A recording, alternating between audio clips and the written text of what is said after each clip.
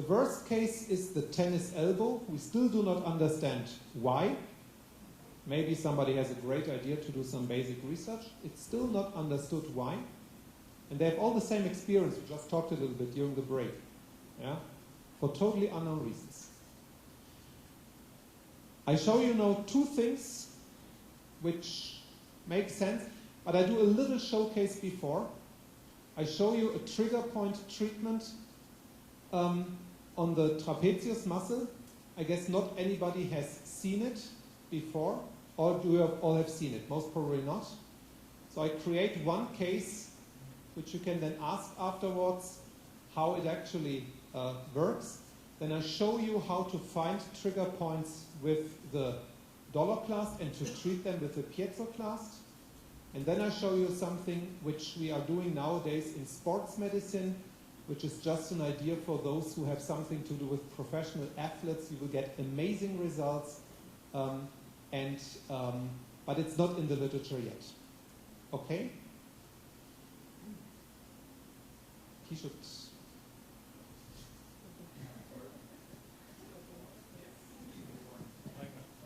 Okay. Give him a little applause.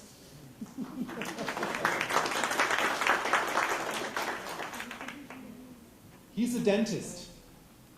He has never heard about shockwaves except of today. He has no clue. So he's really blind, which is good. Yeah? And he will serve as a model. He told me yesterday evening during dinner that he suffers from some problems in the hand. And I'll show you a little treatment, but before that I'm doing his trapezius muscle.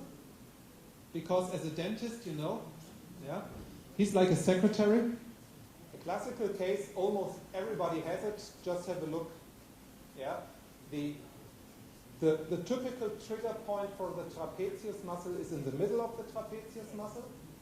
And everybody who's working with hands has this problem. So if you go here and just ask whether this hurts, you see? That's a classical indication. That's what I'm doing every time if I go somewhere to do a showcase. Yeah? Every one of the hand workers have this problem. And a dentist has the same problems as a secretary. Yeah? Okay. Good. So I do one to give him the impression of the difference. Yeah? Okay.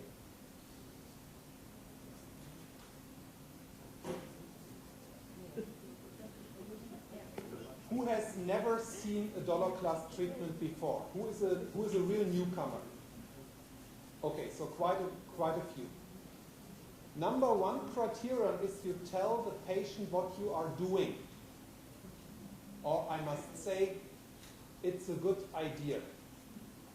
If I'm working in the United States, I'm in front of the patient, I explain every little step.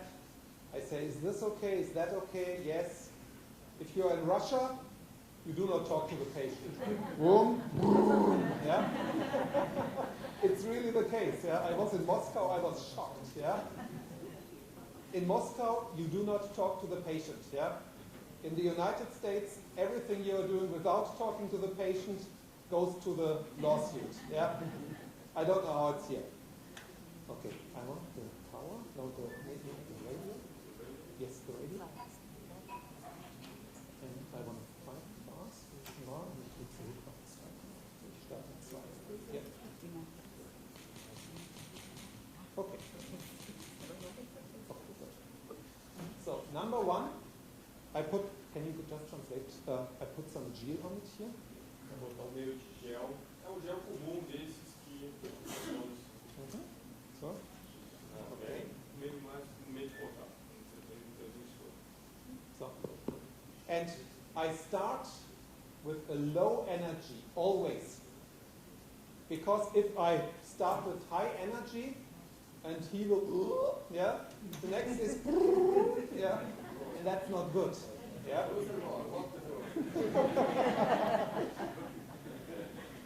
Okay.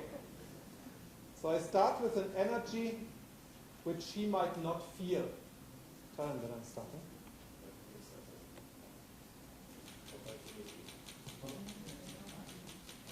That's not much. It's not enough for him. But I just do it.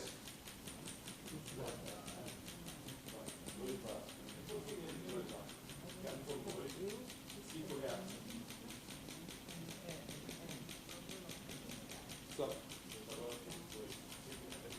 for those you also see, this is not an air hammer. Yeah?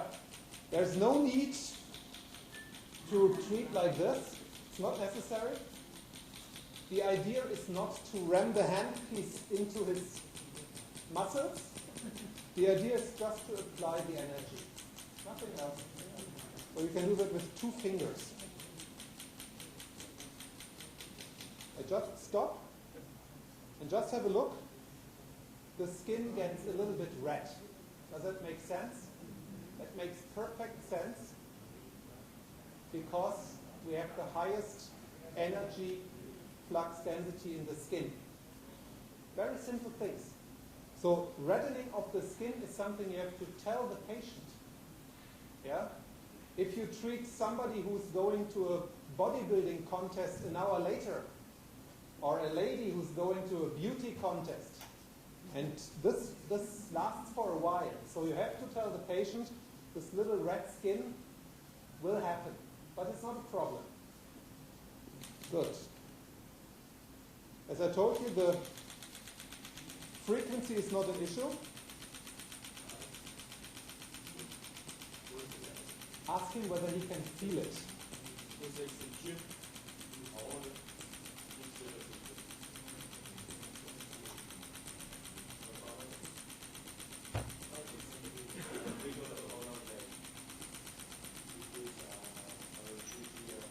Yeah.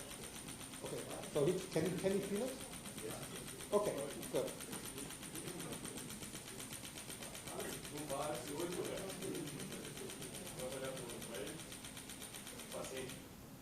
After 500 shocks, I usually stop and tell the patient he shall just move his shoulder a little bit. Just help. Okay, good.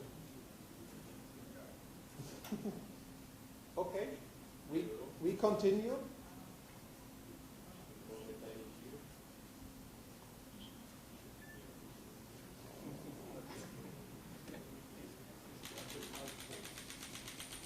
Just continue. Still okay? Is it still okay?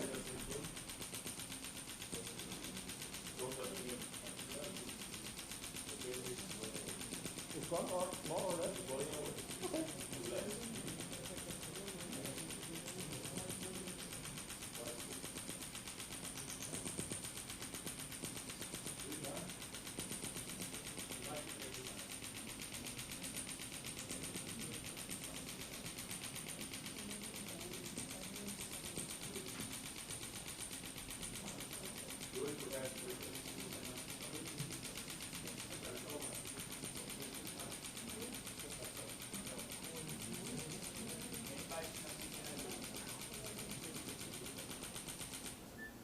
After 1,000, I usually stop again.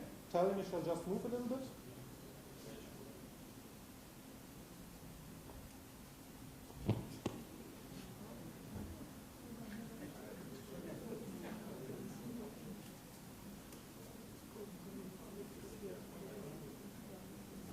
Okay, we just continue.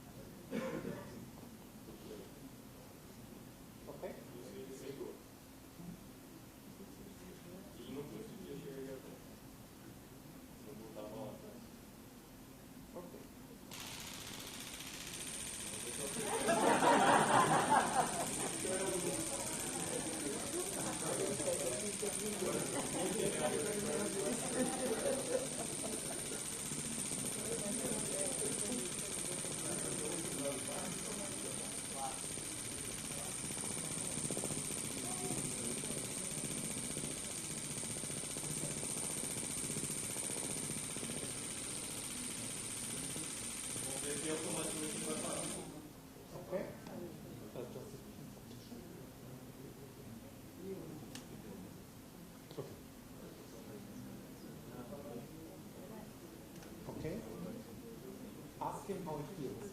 Como você se sente?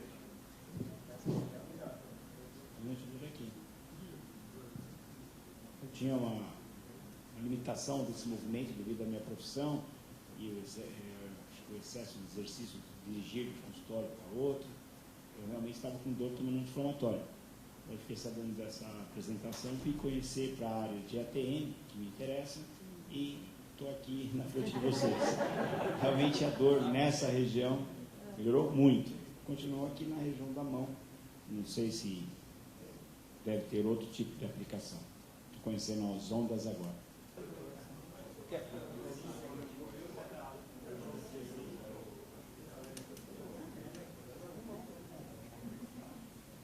Well, scalenus anterior, it's too close to the lung.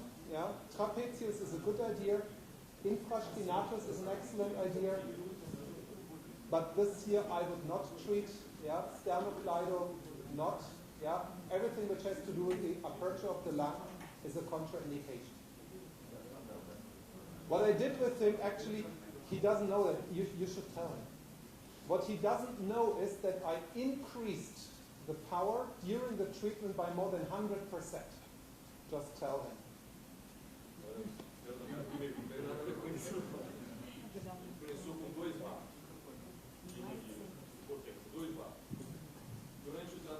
Ele iniciou o tratamento contigo aqui bem no início com 2 bar de energia, que equivale mais ou menos 0,1 milijoules por milímetro quadrado. Durante a cada 500 ele foi aumentando, nos últimos 500 impulsos ele dobrou a tua energia, comparando com o início. Ele chegou até 4 bar com 0,18 milijoules por milímetro quadrado. Praticamente dobrou a tua energia de tratamento. Quer dizer, se você começasse no início já com 4 bar aqui, você ia sair correndo. Começou com baixa energia, durante o tratamento ele foi aumentando. E vocês podem fazer aumentando esse nível de energia mesmo com o gerador funcional. Não tem que desligar ele, gerar, vocês podem fazer durante o mesmo também. The trick, it's a simple trick. If you start low, you get the peripheral nervous system blocked right from the beginning. The first 500 shots are enough, and you do them really low. Just feels it, but not too much. This keeps also good compliance, because I treated him at the end with full power, but he doesn't feel it anymore, which also means we have an initial success.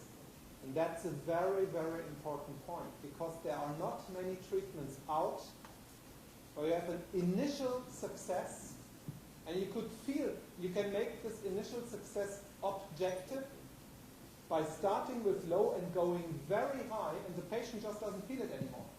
This is what makes it initially pain-free. And if I now do the palpation, then I can go here deeper than before, and he still doesn't feel it.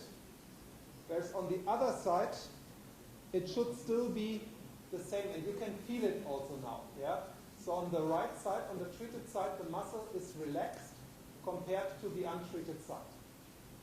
And tomorrow or on Monday in the office, tell him that he shall check himself whether he feels the difference on Monday in the office, and he can report back.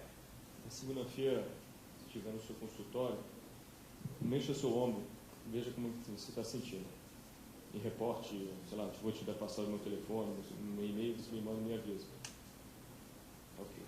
Okay. Now I'll show you the next one. He told me yesterday that he is suffering from a beginning carpal tunnel syndrome. Yeah? He has these classical irritations, yeah? These little electric shocks. And the key question is, can I do something on the carpal tunnel syndrome? It's off-label use so far, but as a medical doctor, I'm allowed to show you what you can do. Yeah? And I will also treat him with that, and he can also report back later. A few things on that.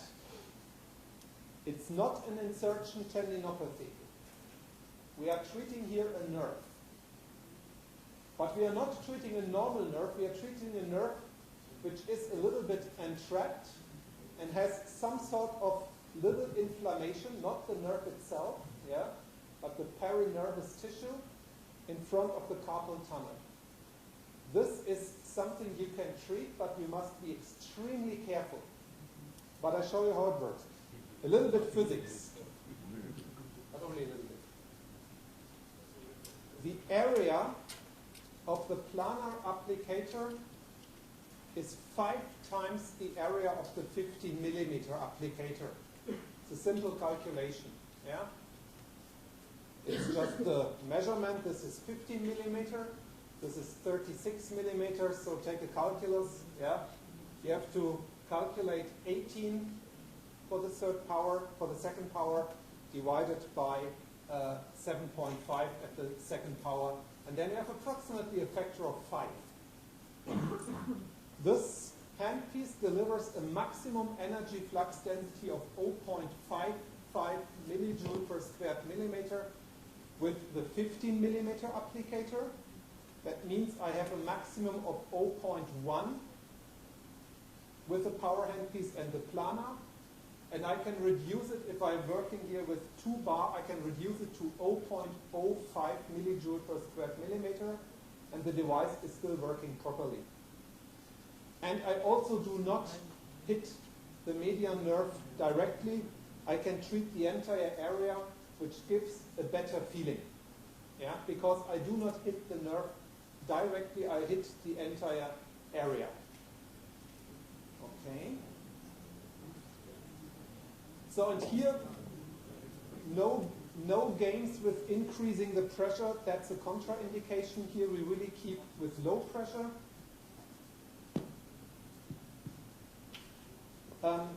As always, do it. You see that if you adjust the manometer, I put it now to 2 bar.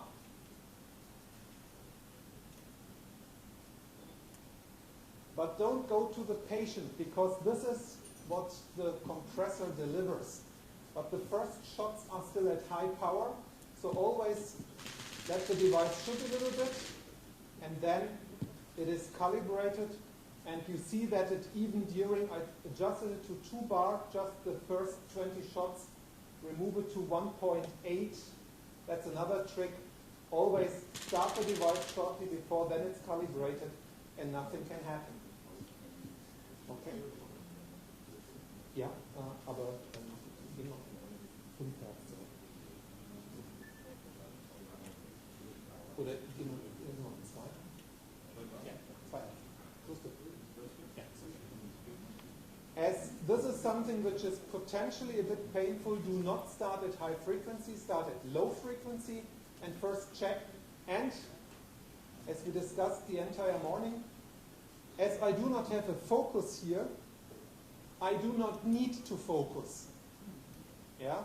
Sounds a bit crazy, means I can start outside the painful region and I can go in and out and in and out. Very important. If you have a focused device, you must keep focused. If you have a radial device, you can go in and out and always work with patient biofeedback. Yeah, which makes it better. Always contact gel, because if you are treating through air, you lose all the energy at the surface between the applicator and the air. That's why we need contact gel. Okay?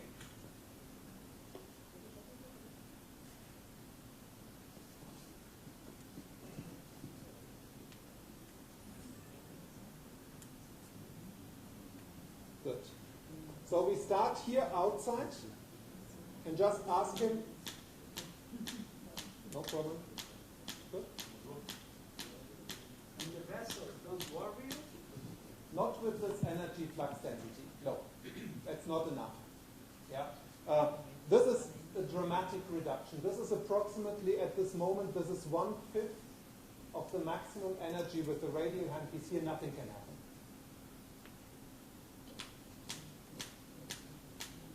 And I just do the same what I did before, and go to 5 times. Okay. I just go in and out and I first treat the area.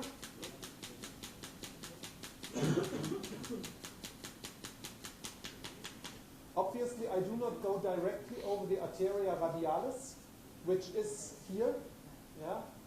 I keep in the middle, then it's not the problem. Yeah? I keep on the tendons, so a direct contact with the radialis might not be it's not a problem, but just to be on the very safe side. Yeah? But with some orthopedic doctor says quite a good idea about anatomy, and you can adjust it easily. And then you just go in and out.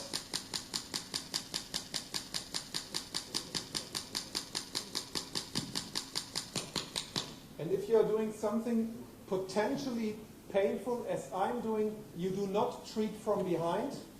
You treat from the front, and you visit your patient. Yeah? So here on the trigger points, no problem, because you know what's happening. Here you visit the patient and looks whether he accepts it or not. And it is not a problem. Good.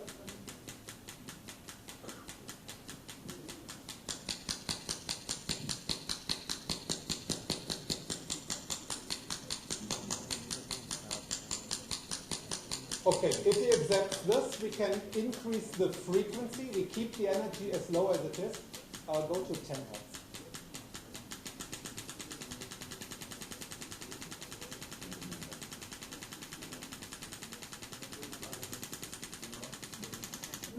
Um pouco vergão.